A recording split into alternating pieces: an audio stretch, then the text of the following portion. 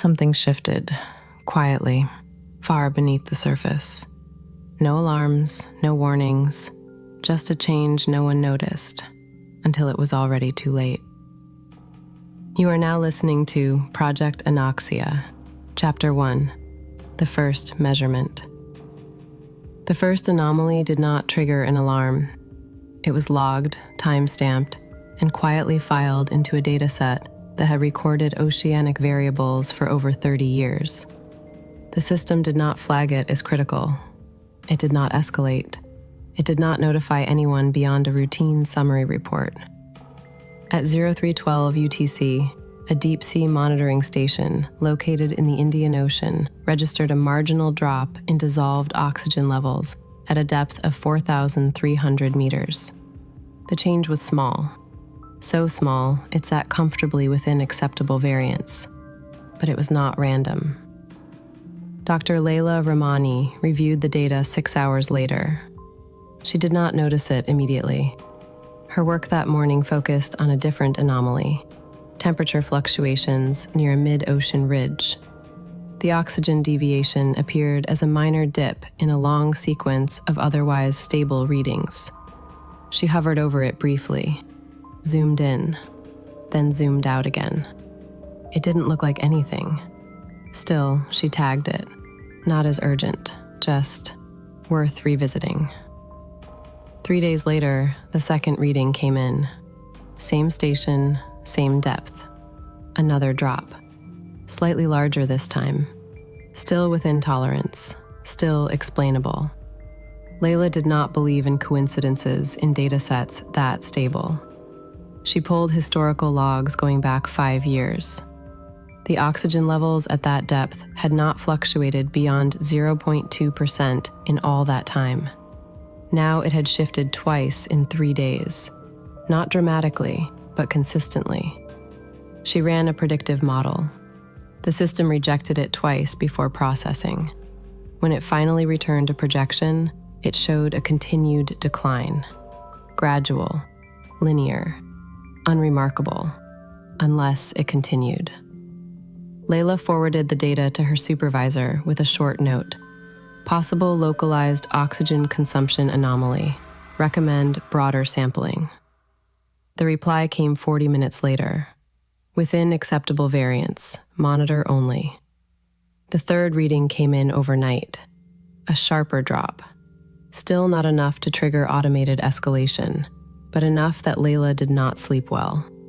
She requested access to adjacent monitoring stations. There was resistance, budget constraints, data segmentation protocols. She pushed anyway.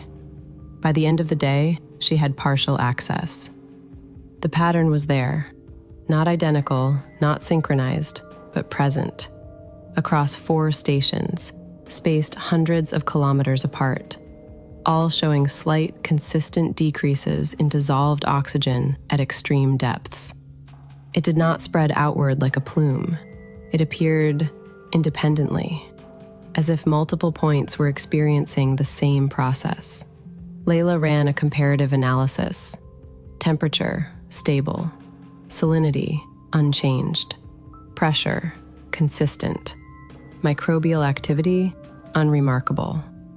There was no known mechanism that could explain simultaneous oxygen depletion across isolated deep-sea zones without accompanying changes in other variables. She wrote a longer report. This time, she marked it as Priority Review. It was downgraded within 2 hours. Across the world, no one noticed.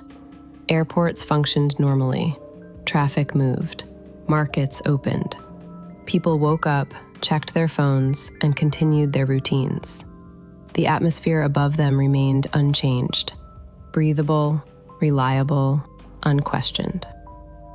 At 1908 UTC, a 5th station reported a drop, then a 6th, then a 7th. Each one minor, each one insignificant on its own. Together, a pattern. Leila stopped looking at the numbers. She began looking at the rate. If the trend continued, not accelerated, not worsened, just continued, the model showed something she could not immediately process. She reran them, adjusted variables, introduced error margins. The outcome remained consistent. The system projected a slow but irreversible decline in global oceanic oxygen levels. That in itself was not catastrophic. Oxygen in the ocean did not directly equate to oxygen in the atmosphere. The two systems interacted, but not in ways that suggested immediate danger. But the model did not stop at the ocean. When she extended the projection, when she allowed the system to simulate long-term interaction between oceanic oxygen depletion and atmospheric exchange, the output changed. It did not show collapse. It showed delay, a lag, measured not in hours or days, but in months. Then, a drop. Layla stared at the screen for a long time. She printed the results. Not because she needed to, but because she didn't trust them on the screen. The paper felt more real, more permanent. She wrote one line at the top: "Verify immediately." The report was submitted at 21:34 UTC. It was flagged, reviewed, and placed into a queue. At 23:02 UTC, a senior analyst skimmed the summary. He did not read the full projection. He marked it for secondary review. At 01:17 UTC, the system archived it under non-critical environmental variation. Layla did not know that yet. She was still at her desk, running the model again. Outside, the city moved as it always did. Lights flickered on and off in distant buildings. Traffic signals changed. People laughed somewhere far below. None of them knew. At 02:11 UTC, the 8th station reported a drop.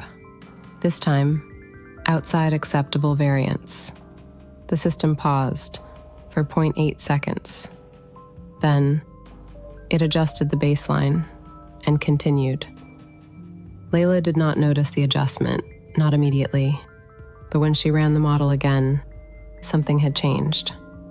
The decline was no longer linear. It was accelerating. She leaned back slowly, not in fear, not yet, in confusion, because the model was now showing something else, not just consumption, production. At the same depths, where oxygen was disappearing, another gas was increasing. The system did not recognize it immediately.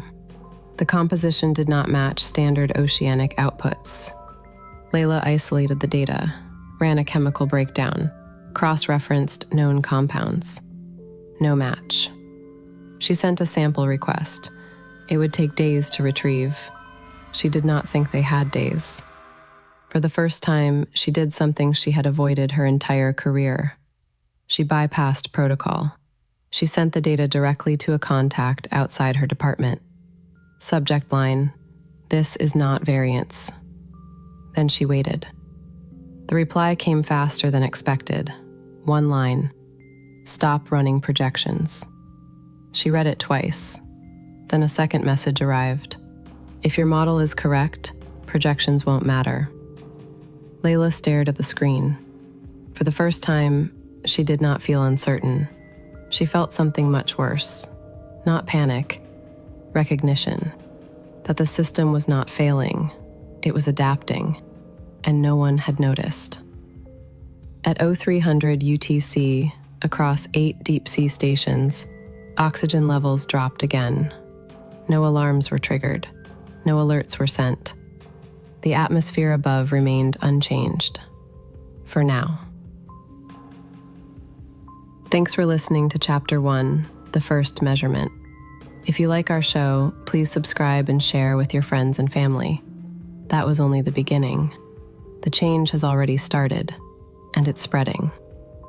Continue to Chapter 2 before it reaches you. This has been a Last Echo Archive production.